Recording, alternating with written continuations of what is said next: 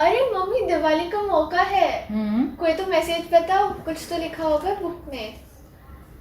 राम का मैसेज सुनेगी? हाँ, क्यों नहीं। ठीक है, चल।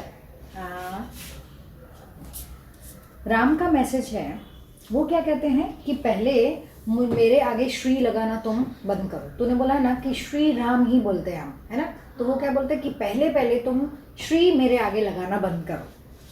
वो बोलते हैं कि मैंने जो अपना जीवन जिया है ना, वो सिर्फ अपने माता पिता और आप सबके हिसाब से ही जिया है। तो मैं आप सबके जैसा नॉर्मल इंसान हूँ। तो मुझे जो ये पब्लिक पर्सनैलिटी तुम लोगों ने बना के रखा है ना, और मेरे आगे श्री लगाया है, उससे पहले बंद करो। मुझे अगर किसी ने समझाया है इस समाज के दायरों से दूर जाके, तो वो है सीता। तो सीता ने मुझे बहुत अच्छे से समझा है, इसलिए अगर तुम्हें श्री लगाना है तो श्री राम नहीं, श्री सीता कहो। सीता के आगे श्री लगा। उसने अपने लाइफ डिज़ाइन को बहुत अच्छे से समझा और जिया, और बहुत ही कुछ अपनी लाइफ से सीखा है। पता है आगे वो क्या बोलते हैं कि पहले वो अपने गुरु जैसा बनना चाहते थे। उनके गुरु कौन थे? विश्वामित्र। उनके वो विश्वामित्र जी उनके आइडियल हीरो थे। लेकिन वो बोलते कि लगातार जो जितने भी गुरु थे ना, उनकी लगातार टीचिंग्स, और वो गुरु उन राम को कैसे प्रस्तुत करते थे सबके आगे? As a Prince.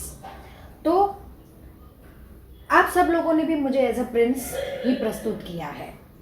लेकिन जब तक रावण सीता को नहीं लेकर गया था, वो पहचान ही नहीं पाया कि सीता के पास कितनी बड़ी ताकत है। जब तक सीता रावण ने सीता को हर लिया, वो बोलते हैं कि सीता ने उनकी बहुत मदद की।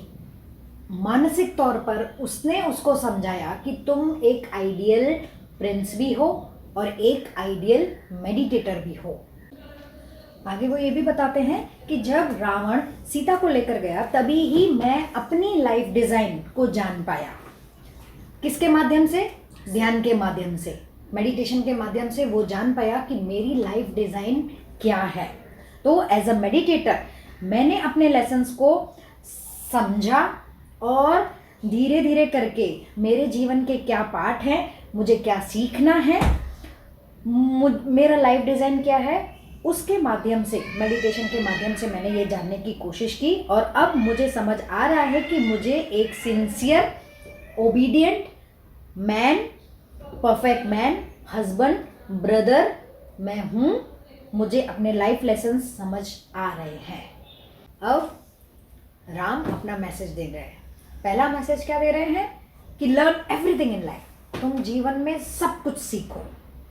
दूसरा मैसेज उनकी तरफ से क्या है कि अगर तुम किसी से नफरत भी करते हो तो उस भावनाओं को दबाओ नहीं, तुम जोर से बोल दो, हाँ मैं नफरत करता हूँ। ऐसा क्यों? क्योंकि ऐसा करने से शायद कभी ना कभी, किसी दिन, किसी पल आपको उस व्यक्ति से प्यार हो सकता है, और इसी तरह आप एक नया लेसन सीख सकते हैं। और तीसरा मैसेज वो बताते हैं कि एक मतलब do one task at one time, मतलब एक बार में एक ही काम करो। अगर तुम खाना खा रहे हो तो खाना ही खाओ, ठीक है? ठीक है, खाना पका रहे हो तो खाना पकाओ। जैसे वो बोल रहे हैं कि अगर तुम रात में मेडिटेशन करते हो तो सुबह में तुम अपने घर के काम के प्रति भी ध्यान दो। अगर तुम ऑफिस जाते हो तो ऑफिस के काम में ध्यान दो। अगर तुम कहाँ पे बॉस हो तो बॉस की जिम्मेदारियां निभाओ। तो वो समझाते हैं कि हर एक काम में, हर एक क्षण उसी काम में प्रेजेंट मोमेंट पे रहकर वो काम करो। हर एक अच्छे से रिस्पॉन्सिबल पर्सन के जैसे तुम्हारा जिंदगी होनी चाहिए। हर एक टास्क जो तुम कर रहे हो उसे अच्छी तरीके से करो, क्योंकि अगर हम इस धरती पे आए हैं तो हम सोशल बीइंग्स भी हैं, तो हमें कर्म योग भी करना है। धरती एक स्कूल है। वो क्या बोल रहे हैं कि earth is like a school. धरती एक स्कूल है, और अगर तुम्हें स्पिरिचुअलिज्म में आ गए हो तो तुम एक हायर डिग्री, मतलब पोस्ट डिग्री बोलते हैं ना, हम उसे कर रहे हैं, प्राप्त कर रहे हैं। तो जो जिंदगी की जो छोटी छोटी बातें हैं ना, वो हमें ध्यान के माध्यम से ही सीखने को मिलती हैं।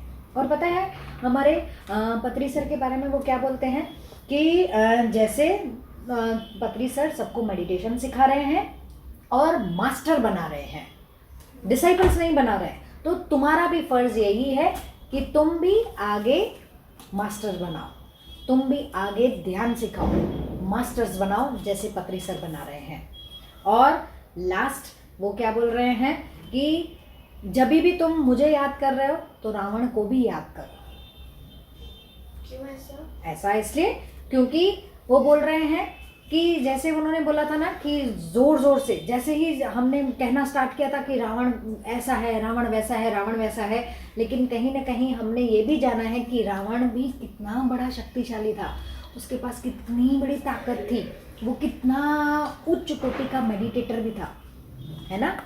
तो वो भी सेम हमारे जैसा ही है।